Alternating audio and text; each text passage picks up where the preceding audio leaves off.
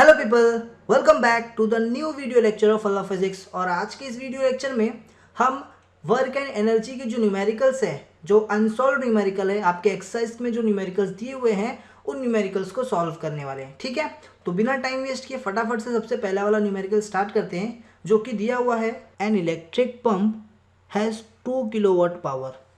मतलब आपके पास ना एक इलेक्ट्रिक पंप है, एक इलेक्ट्रिक पंप है, अज्यूम करते ये है वो इलेक्ट्रिक पंप। ठीक है, इसके पास पावर कितना है? इसके पास पावर है 2 किलोवाट का। कितना? 2 किलोवाट का पावर है। आगे लिखा है how much water will the pump lift. अच्छा, अब ये जो पंप है, ये पंप क्या कर रहा है? वाटर को लिफ्ट कर रहा है, मतलब वाटर को ऊपर भेज रहा है। तो मैं यहाँ पे बता देता हूँ, ऊपर भेज रहा है। ठीक है, अच्छा, lift every minute to a height of 10 metre. अब ये जो पंप है ना, ये क्या कर रहा है? कुछ एक हाइट 10 मीटर पे, 10 मीटर की हाइट पे, ये जो हाइट यहाँ पे दिया हुआ है ये 10 मीटर का हाइट है। ठीक है, ये 10 मीटर की हाइट पे क्या कर रहा है? ये पंप क्या कर रहा है? वाटर को लिफ्ट कर रहा है। ठीक है, तो इसके अंदर क्या है? इसके अंदर वाटर है। ठीक है, सो वाटर ऊपर की तरफ जा रहा है 10 मीटर। ठीक है, और ये पंप के पास तो पावर है। ठीक है, तो वाटर को तो आराम से लिफ्ट करेगा यहाँ पे। ठीक है, तो आपसे क्वेश्चन ये पूछा है कि हर मिनट में कितना वाटर यहाँ पे ऊपर की तरफ लिफ्ट हो रहा है। ठीक है, आपको वाटर का मास पूछा हुआ है, कितना अमाउंट ऑफ वाटर ऊपर की तरफ लिफ्ट हो रहा है इस पंप के थ्रू। ठीक है, सो देखो इसे कैसे हम लोग सॉल्व कर सकते हैं। ठीक है, सबसे पहले तो आप ना इधर गिवन निकाल लो, आपको क्या क्या डाटा दिया हुआ है। सबसे पहला तो आपको यहाँ पे पावर दिया गया है। ठीक है, पावर क्या है सर? पावर कितना दिया है? 2 किलोवाट पावर दिया है। बट आप जानते हो एक चीज़, गिवन में जितनी भी आप चीज़ लिखोगे ना, सब अपने ऐसा यूनिट में होने चाहिए। ऐसा यूनिट सीखा है ना आपको? ऐसा यूनिट क्या होता है? तो सारे क्वांटिटीज़ को आपको ऐसा यूनिट में रखना है ना। आपको पता है पावर का ऐसा यूनिट वॉट होता है, ना कि किलोवाट। सो ये किलोवाट से आपको इसे वॉट में कन्वर्ट करना पड़ेगा। सर कैसे कन्वर्ट करूँ? डाउट है इसके अंदर। चलो मैं सॉल्व करता हूँ। देखो, आपको पता है कि 1 किलोवाट कितना होता है? 1 किलोवाट ना 1000 वाट होता है, राइट? 1 किलोवाट कितना होता है? 1 किलोवाट कितना होता है? 1000 वाट होता है ना? ओके, सो मैं ये इसको ऐसा लिख सकता हूँ, 2 इंटू 1 किलोवाट लिख सकता हूँ। इस 2 किलोवाट को मैं 2 इंटू 1 किलोवाट लिख सकता हूँ। हाँ सर, इसका मतलब ये तो है ना, 2 1 2 हो जाएगा, ये किलोवाट है ना, एक ही मीनिंग है। अब ये 1 किलोवाट की जगह पे मैं 1000 वाट लिखता हूँ। सो मैंने यहाँ पे क्या किया, 2 into 1000 watt is equals to 2000 watt. 2000 watt clear रहेगा? तो देखो ये सिंपली अपने यूनिट में कन्वर्ट हो गया। ये तो मैंने लॉन्ग टर्म मेथड बता दिया, लेकिन आपको इजी मेथड याद रखना है कि जब भी आप छोटे यूनिट से, क्या बोला मैंने? जब भी आप बड़े यूनिट से छोटे यूनिट में जाए, किलो वाट से अगर आपको वाट में जाना है, तो बड़े यूनिट से छोटे यूनिट में जाना है, तो हमेशा आपको क्या करना है? मल्टीप्लाई। क्या करना है? मल्टीप्लाई। और कभी भी आप छोटे यूनिट से बड़े यूनिट में जाएंगे, तो वाट से किलोवाट में जाना हो या फिर ग्राम से केजी में जाना हो, छोटे यूनिट से बड़े यूनिट में जाना हो, तो आप हमेशा क्या करेंगे? डिवाइड। ठीक है, डिवाइड किससे करेंगे वो मैं उस टाइम पे आपको बताऊंगा। ठीक है, जैसे यहाँ पे 1000 अगर किलो है तो 1000 से मल्टीप्लाई करना पड़ता है, सेंटीमीटर से मीटर में जा रहे हो तो 100 से मल्टीप्लाई करना है। उस जगह पे आपको कन्वर्जन पता होना चाहिए। ठीक है, क्लियर रहेगा ये चीज़? पक्का? ओके, सो यहाँ पे हमने पावर को उसके ऐसा यूनिट में कन्वर्ट कर दिया है। ठीक है, अब आगे यहाँ पे आपको क्या दिया है? हाइट दिया गया है। ठीक है, हाइट कितना है? 10 मीटर है। मीटर ऐसा यूनिट ही होता है, तो कोई प्रॉब्लम नहीं है यहाँ पे। टाइम भी आपको दिया गया है, हर मिनट ना 1 मिनट, बट मिनट ऐसा यूनिट नहीं है टाइम का। सो मिनट को आपको सेकंड में कन्वर्ट करना पड़ेगा, है ना? सो देखो, मिनट से सेकंड में जा रहे हो, बड़े यूनिट से छोटे यूनिट में जा रहे हो, बड़े यूनिट से छोटे यूनिट। देखो यहाँ पे किलो वाट से हम वाट में गए, मल्टीप्लाई किए थे ना, बड़े यूनिट से छोटे यूनिट में जाएंगे तो मल्टीप्लाई करते, तो यहाँ पे भी आपको मल्टीप्लाई करना है। बट सर किससे मल्टीप्लाई करूँ? तो याद रखना 1 मिनट में कितने होते हैं? यस, 60 सेकेंड्स होते हैं, तो आपको 60 से मल्टीप्लाई करना है। ठीक है, सो कितना होगा? यस, यहाँ पे 60 सेकेंड्स हो जाएंगे। क्लियर है क्या? पक्का? ओके, नाउ फाइंड करने के लिए आपको क्या बोला गया है? यहाँ पे आपको फाइंड करना है अमाउंट ऑफ वाटर, यानी कि मास, वाटर का मास। ठीक है, ये चीज़ क्लियर रहेगा? मैं सॉल्यूशन स्टार्ट कर रहा हूँ, तो सॉल्यूशन स्टार्ट करने के लिए मैं थोड़ा ये सब कुछ मिटा रहा हूँ आपको। ठीक है, तो अगर आप यहाँ पे एसएस लेना चाहते हैं, इसका स्क्रीनशॉट लेना चाहते हो, तो प्लीज़ स्क्रीनशॉट ले लो। ठीक है, ना अभी हम सॉल्यूशन देखने वाले, बहुत इजी सॉल्यूशन है, बस ध्यान से देखना। ठीक है ना, ये जो यहाँ पे आपको पंप दिख रहा है, ये पंप कर क्या रहा है सर? ये पंप ना इस वाटर के ऊपर फोर्स लगा रहा है, जिससे वो जो वाटर है वो ऊपर की तरफ जा रहा है, राइट? पंप करता क्या है सर? पंप ना बहुत ज़्यादा फोर्स से ना पानी को ऊपर की तरफ धकेल देता है, जिससे पानी जो है ऊपर चला जाता है ना? ओके, सो मतलब यहाँ पे फोर्स लग रहा है और वाटर ऊपर की तरफ जा रहा है, मतलब वाटर का डिस्प्लेसमेंट भी हो रहा है। वाटर पे फोर्स भी लग रहा है, वाटर का डिस्प्लेसमेंट भी हो रहा है, मतलब वाटर के ऊपर वर्क डन हो रहा है। वाटर के ऊपर क्या हो रहा है, वर्क डन हो रहा है। वाटर के ऊपर वर्क डन होगा तो सिंपल सी बात है, या तो कोई एनर्जी के वजह से होगा या तो वो वर्क डन किसी एनर्जी में स्टोर हो जाएगा, है ना। या तो वर्क डन किसी एनर्जी की वजह से होता है या तो वो वर्क डन की वजह से कोई एनर्जी स्टोर हो जाती है ना। यहाँ पर ये इलेक्ट्रिकल एनर्जी की वजह से, किसकी वजह से, इलेक्ट्रिकल एनर्जी की वजह से वर्क डन हो रहा है। और जो वर्क डन हो रहा है वो क्या हो रहा है, किसी एक एनर्जी में स्टोर हो रही है, बिकॉज यहाँ पर हाइट है और हाइट की वजह से इस वाटर के अंदर एनर्जी स्टोर हो रही है ना।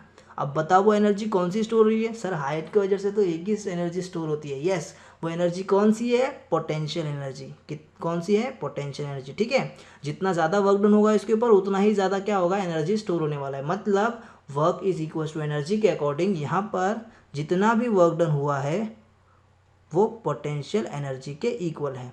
किसके इक्वल है, पोटेंशियल एनर्जी के इक्वल है। ओके, सो मैं यहाँ पे लिखता हूँ वर्क, पोटेंशियल एनर्जी का फॉर्मूला क्या है, mgh। तो ये mgh लिख दिया यहाँ पे। ठीक है, now work done is equal to mass कितना है, सर वही तो कैलकुलेट करना है। जी की वैल्यू तो 9.8 होती है, हमको मालूम है ना। इंटू एच कितना है, एच देखो 10 मीटर था, हाइट कितना 10 मीटर। ओके, सो यहाँ पे आपको वर्क डन कितना मिल जाएगा, 98 m मिलेगा। 98 क्यों, बिकॉज 9.8 मल्टीप्लाई बाय 10 इज 98। तो यहाँ पे 98 m मिल गया, इसको दे दो नंबर 1। तो मुझे सर वर्क डन मिल गया, वो भी 98 m, है ना। कुछ क्लियर नहीं है, मैं क्या करूँ, मुझे मास चाहिए सर। एक काम करो, आपको ना पावर भी दिया होता ना, पावर का फॉर्मूला यूज़ करके देखो तो। पावर का फॉर्मूला याद है क्या, पावर का फॉर्मूला है power is equals to work upon time. Work पता है, हाँ जी, ये देखो ना, ये दिया ना यहाँ पे। टाइम पता है, हाँ जी। पावर पता है, हाँ जी। ओके, मतलब ये m निकल सकता है ना। तो चलो देखते कैसे करना है। सो पावर आपका कितना है 2000 इंटू वर्क कितना है आपका 98 m। ओके, टाइम कितना है, टाइम है 60। ठीक है, तो ये 60 यहाँ पे डिवाइड हो रहा है, वहाँ पे जाके मल्टीप्लाई हो जाएगा। सो ये 1000 है इंटू 60 है is equals to 98 m। Clear रहेगा। 6 2 ज़ा 12, 1 2 3 4, so 1 2 3 4 is equals to 98 m। ठीक है, अभी क्या होगा, 98 वहाँ पे मल्टीप्लाई, इधर आके डिवाइड हो जाएगा। सो आप देख रहे हैं यहाँ पे ये 98 डिवाइड होगा और डिवाइड को यहाँ पे आंसर आने वाला है आपका, चेक कर लो, 1224.5 kg। सो आई होप आपको ये न्यूमेरिकल समझ में आया होगा, राइट। अब हम लोग फटाक से सेकेंड न्यूमेरिकल देखते हैं। सो क्या क्वेश्चन है यहाँ पे, if a 1200 what electric iron is used daily for 30 minutes. क्या लिखा है यहाँ पे, if a 1200 what electric iron is used daily for 30 minutes. मतलब यहाँ पर ना एक इलेक्ट्रिक आयरन है, ये देखो ये है वो इलेक्ट्रिक आयरन। ये जो इलेक्ट्रिक आयरन है ना, ये ना इसका ये कितना पावर कंज्यूम करती है, ये 1200 वॉट का पावर कंज्यूम करती है। ठीक है, और इसको ना डेली यूज़ किया जाता है, बेचारे पे डेली अत्याचार होता है। ठीक है, डेली यूज़ किया जाता है 30 मिनट के लिए। अच्छा, रोज़ आधा घंटा तक इसे यूज़ करते हैं। अब लिखा हुआ है how much total electricity is consumed in the month of April. तो बताओ इस बेचारे आयरन ने अप्रैल के महीने में, देखो यहाँ पे कैलेंडर बनाओ, ठीक है, अप्रैल के महीने में 30 डेज होता है। ठीक है, सो अप्रैल के महीने में इसने कितना इलेक्ट्रिसिटी कंज्यूम किया होगा ये पता करके बताओ। सर ये भी क्वेश्चन है क्या, हाँ ये भी क्वेश्चन है। चलो देखते हैं इसे कैसे करना है। ठीक है, सो सबसे पहले यहाँ पे मैं गिवन लिख देता हूँ। ठीक है, नाउ गिवन में सबसे पहले क्या दिया हुआ है, आपको दिया हुआ है कि ये जो इलेक्ट्रिक आयरन है ये बेचारा 1200 वॉट एनर्जी पावर यूज़ करता है। कितना, 1200 वॉट का पावर यूज़ करता है। तो इसका पावर कितना है, 1200 वॉट। नाउ मैं आपको एक बहुत स्पेशल चीज़ यहाँ पे बताने जा रहा हूँ, इसको आप अभी याद रखना हमेशा। ठीक है, कभी भी ना आपसे इलेक्ट्रिसिटी वाला सम पूछा, इलेक्ट्रिसिटी कंज्यूम वाला क्वेश्चन पूछा, तो हमेशा आप याद रखना कि जो भी पावर और टाइम होगा, क्या क्या, पावर और टाइम, इन दोनों को आप ऐसा यूनिट में मत रखना, बल्कि हायर यूनिट में रखना। हायर यूनिट मतलब अपने बड़े यूनिट में रखना। ठीक है, जैसे पावर का हायर यूनिट होता है किलोवाट। ठीक है, और टाइम का हायर यूनिट क्या होता है, मिनट, नहीं आर। ठीक है, सो याद रखना ये चीज़। ठीक है, ये चीज़ हमेशा याद रखोगे पक्का। जब भी ना इलेक्ट्रिसिटी कंजम्पशन वाले क्वेश्चंस आएंगे ना, तो वहाँ पर आपको हमेशा पावर का जो यूनिट है वो वॉट नहीं रखना है, ऐसा यूनिट में नहीं रखना है, बल्कि हायर यूनिट में रखना है, यानी कि किलोवाट में लेके जाना है। ठीक है, और जो टाइम है उसका यूनिट आपको आर में लेके जाना है। क्लियर रहेगा ये चीज़ पक्का, नो डाउट यहाँ तक, बहुत बढ़िया।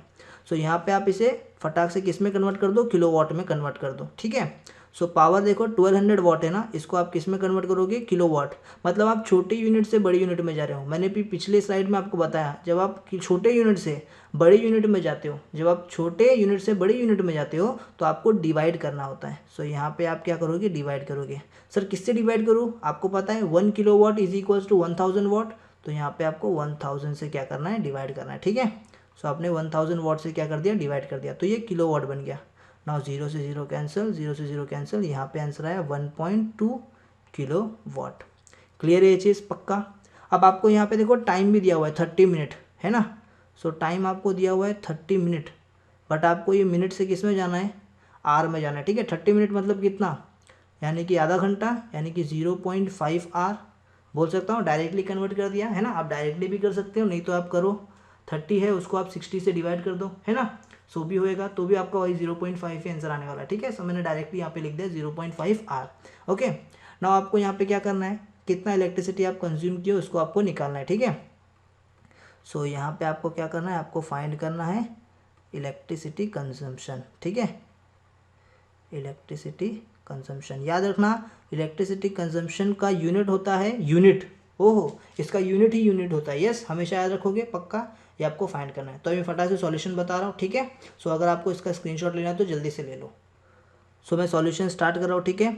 अब सबसे पहले आपको क्या चाहिए, आपको ये क्वेश्चन में आपसे पूछा है इलेक्ट्रिक एनर्जी आपने कितना कंज्यूम किया है उस महीने में, वो निकालना है। तो महीने का तो हम बाद में निकालेंगे, पहले हम एक दिन का निकालेंगे। ये जो 30 मिनट एक दिन का यूज़ हो रहा है ना, पहले हम क्या करते हैं, वो एनर्जी को निकालते हैं। वो एनर्जी को निकालेंगे कैसे, सर सिंपल ना, पावर का फॉर्मूला यूज़ करो। पावर का फॉर्मूला में तो power is equal to work upon time होता है। अब एक बात बताओ, पावर लिखा, वर्क इसके इक्वल होता है सर, वर्क एनर्जी के इक्वल होता है। यहाँ पे जो वर्क डन कर रहा है ये आयरन, ये कौन से एनर्जी से कर रहा है, सर इलेक्ट्रिक एनर्जी से कर रहा है। तो समझ गए, ये वर्क की जगह पे आप क्या लिखोगे, इलेक्ट्रिक एनर्जी, यानी कि सिर्फ ई लिखता हूँ, ठीक है, डिवाइडेड बाय टाइम। अब इस डिवाइड टाइम को वहाँ पे इधर डिवाइड हो रहा है, वहाँ पे इसके मल्टीप्लाई कर दोगे। So electric energy is equals to P into T कर दोगे, ठीक है। सो ये क्या आ गया आपको, ये इलेक्ट्रिक एनर्जी आ गया एक दिन का। बट आपको एक दिन का नहीं चाहिए, आपको अप्रैल के महीने में चाहिए। अप्रैल के महीने में 30 डेज होता है, तो मैं 30 से मल्टीप्लाई कर दिया, समझ गए ना, 30 से मल्टीप्लाई क्यों किया, yes. So electric energy is equals to power कितना है 1.2, टाइम कितना है 0.5 इंटू 30, क्लियर रहेगा। सो इसको आप कर दो मल्टीप्लाई, इसको जैसे आप मल्टीप्लाई करोगे तो आपका आंसर आ जाएगा 18। कितना आ जाएगा 18, और इलेक्ट्रिक एनर्जी का यूनिट ही यूनिट होता है। सो यहाँ पर आपका आंसर क्या आ गया, 18 यूनिट। सो आई होप आपको ये समझ में आया होगा सॉल्यूशन, ठीक है।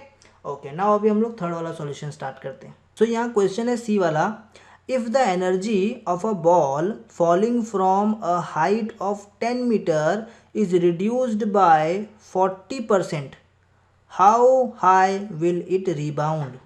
ये कैसा क्वेश्चन है सर, पढ़ के तो ज़रा भी समझ में नहीं आया। ओके, मैं एक्सप्लेन करता हूँ आपको, ध्यान से सुनो। एक बॉल है जो कि 10 मीटर की हाइट पर है, ये तो क्लियर है ना, हाँ सर ये तो इजी था, है ना। सो आपके पास एक बॉल है जो कि 10 मीटर की हाइट पे। जब ये बॉल 10 मीटर की हाइट पे रहेगा तो मुझे बस इतना बताओ, क्या इस बॉल के अंदर कोई भी पोटेंशियल एनर्जी स्टोर रहेगी। यस सर, हाइट है तो पोटेंशियल एनर्जी भी स्टोर रहेगी। तो जितनी भी पोटेंशियल एनर्जी इसके अंदर स्टोर है ना, उसको मैं अज्यूम कर लेता हूँ वही इसका फुल पोटेंशियल एनर्जी है, ठीक है, 100% पोटेंशियल एनर्जी है, क्लियर रहेगा। अब ये बॉल ना नीचे गिरेगा, फॉल होगा, ठीक है। अब ये बॉल नीचे गिरा, जब ये ज़मीन पर गिरकर टप्पा खा के वापस से ऊपर जाएगा कि नहीं, हाँ सर ऊपर जाएगा, ठीक है। अब ध्यान से सुनो, जब ये बॉल ज़मीन पर गिरेगा तो वापस ऊपर इतने ही हाइट पे आएगा या थोड़ा हाइट कम होगा, सोच के बोलो। यस, थोड़ा हाइट क्या होगा, कम होगा। तो अब मान लेते वो इतने ही हाइट तक आया, ठीक है। अब इतने ही हाइट तक आया तो इतने हाइट के जैसे भी कुछ पोटेंशियल एनर्जी होगा इसके अंदर, राइट और रॉन्ग। यस सर, हाइट है तो पोटेंशियल एनर्जी होगा। तो अब यहाँ पे जो पोटेंशियल एनर्जी है ना, वो पोटेंशियल एनर्जी कितना है पता है, इस पोटेंशियल एनर्जी से 40% कम है, 40% कम है।